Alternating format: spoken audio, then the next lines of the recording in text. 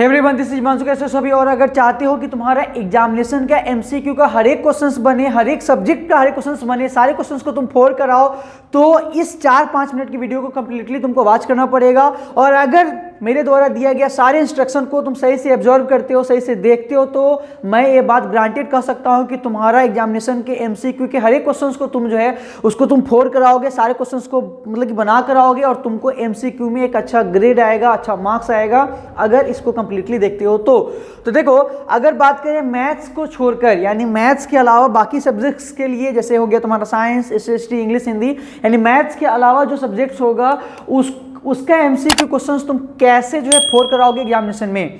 तो इसके लिए सिर्फ एक ही ट्रिक है, एक ही उपाय है कि तुमको क्या करना पड़ेगा कि कोई भी सब्जेक्ट्स का मतलब कि उसको सही से ऑब्जर्व करना पड़ेगा, हर एक सब्जेक्ट्स के हर एक चैप्टर्स को सही से ऑब्जर्व करना पड़ेगा। मान लेते हैं कि तुम साइंस पढ़ाई कर रहे हो, तो साइंस की फिजिक्स का, केमिस्ट्री का, बायो का हर एक चैप्टर्स को सही से ऑब्जर्व करोगे तो ही जाके तुम्हारा कोई एमसीक्यू 10 सेकेंड के अंदर क्या हो जाएगा, सॉल्व होगा। मान लेते हैं कि तुम साइंस पढ़ाई कर रहे हो, तो अगर हम तुमसे पूछे कि बताओ कि दांत का पीएच मतलब कि दांत जो है यानी टीथ जो है कितने पीएच वैल्यू कम होने से जो है सड़ना गलना स्टार्ट हो जाता है, या तुमसे पूछे कि मतलब बताओ कि ज़्यादा अल्कोहल का सेवन करने से कौन सा जो है बीमारी हो जाता है, या फिर एसी करंट कितने हर्ट्ज का होता है, डीसी करंट कितने हर्ट्ज का होता है, यानी मतलब ये सब क्वेश्चंस अगर हम तुमसे करें, तो अगर तुम पढ़े हुए रहोगे तो तुम्हारा दिमाग जो है मतलब डायरेक्ट जो है इसके बारे में सिग्नल भेजेगा कि इसका आंसर ये होने वाला है। तो अगर साइंस की, एसएसटी का, या हिंदी या इंग्लिश का जो सब्जेक्ट्स मैं अभी बता रहा हूँ, तो अगर इसके हर एक चैप्टर्स को तुम सही से ऑब्जर्व करोगे तो तुम्हारा क्वेश्चंस पढ़ते ही उसके ऑप्शंस को जो है तुम आसानी से तुम पकड़ लोगे कि इसका आंसर क्या होने वाला है, और 10 सेकेंड क्या, तुम उसका आंसर तो 5 सेकेंड के अंदर ही दे दोगे अगर हर एक चैप्टर्स को सही से ऑब्जर्व करे हो तो। ठीक है, एंड देन बात करें मैथ्स का, तो मैथ्स के जो है तुम कैसे एमसीक्यू क्वेश्चंस को 10 सेकेंड के अंदर सॉल्व कर सकते हो। तो देखो, मैथ्स में तुम यहाँ पे मतलब कि हवा में तीर नहीं चला सकते हो कि इसका आंसर ए होने वाला है या इसका आंसर बी होने वाला है या सी या डी। तुमको मैथ्स के एमसीक्यू क्वेश्चंस को सॉल्व करना पड़ेगा। ठीक है, एंड फास्ट सॉल्व करने के लिए तुम्हारा प्रैक्टिस होना चाहिए। ठीक है, यानी सब्जेक्टिव क्वेश्चंस पे तुम्हारा प्रैक्टिस होगा तो ऑब्जेक्टिव क्वेश्चंस अपने आप बनेगा। बात समझ में आई? सब्जेक्टिव क्वेश्चंस पे अगर तुम्हारा प्रैक्टिस होगा तो ऑब्जेक्टिव क्वेश्चन ऑटोमेटिक तुम्हारा बन जाएगा।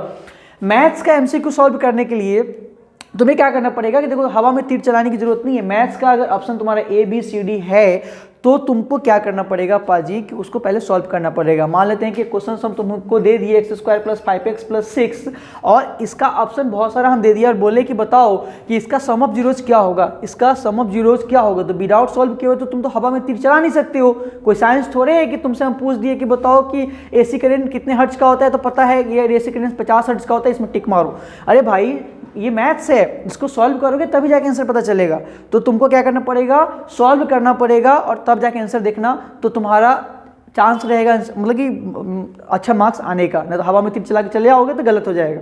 एंड 10 सेकेंड के अंदर बनने का एक ही उपाय है कि तुमको सब्जेक्टिव पे ज़्यादा मतलब फोकस करोगे तो ऑब्जेक्टिव ऑटोमेटिक बनेगा, इस बात को याद रखना।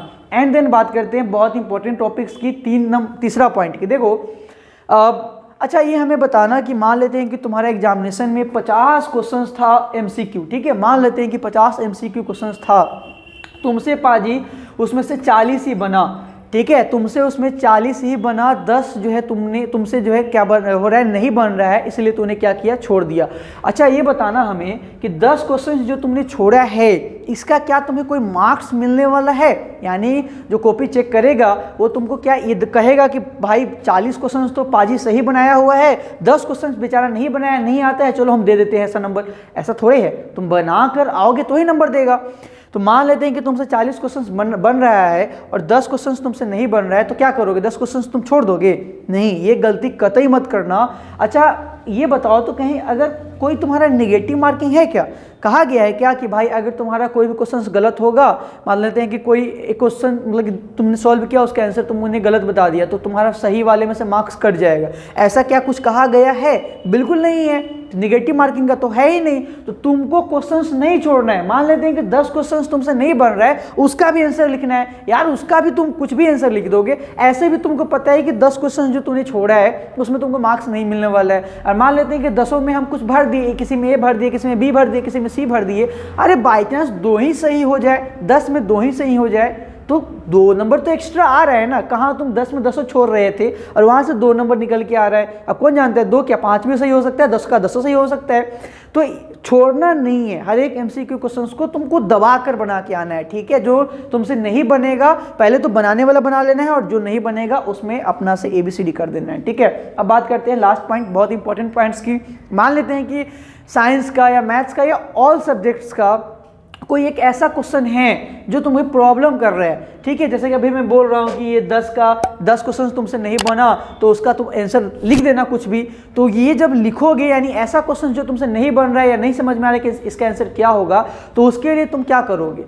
तो उसके लिए मैं तुमको एक कुछ ऐसा ट्रिक बताता हूँ कि एक काम करना कि अच्छा ये बताओ कि तुम MCQ क्वेश्चंस बना रहे हो तो क्या तुमको यदि बहुत कम का ऐसा आंसर तुम्हें ऐसा वहाँ पे देखने के लिए मिलता होगा कि उसका ऑप्शन डी होता होगा, यानी मतलब सही आंसर डी होता होगा, होता है ना बहुत कम का, यानी एक्चुअल में तुम ज़्यादा में देखते होगा किसी का ए होगा, बी होगा, सी होगा, बहुत कम का डी होता है, ठीक है। तो एक काम करना कि डी को साइड अप कर देना, पूरा हटा देना, और ABC में जो तुम्हें इच्छा होगा वो डालना, डी डालना ही मत।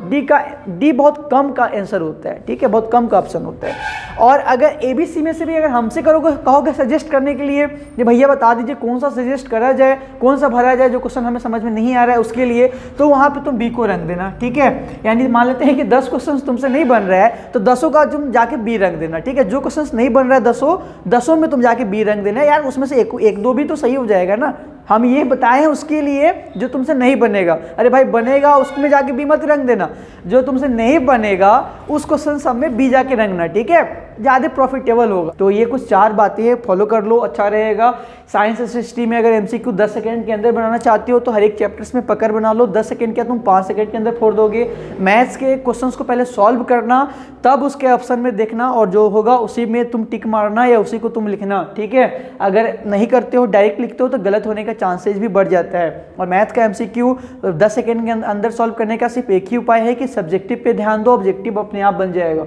एंड 3 नंबर बात करें, निगेटिव मार्किंग नहीं है, तुम हर एक MCQ को बनाओ, जो तुमसे नहीं बन रहा है उसको ही बनाने की कोशिश करो, एंड देन देखो कि तुमको अच्छा मार्क्स, अच्छा ग्रेड जो है MCQ में आ सकता है और वहाँ से तुम अच्छे कर सकते हो, ठीक है।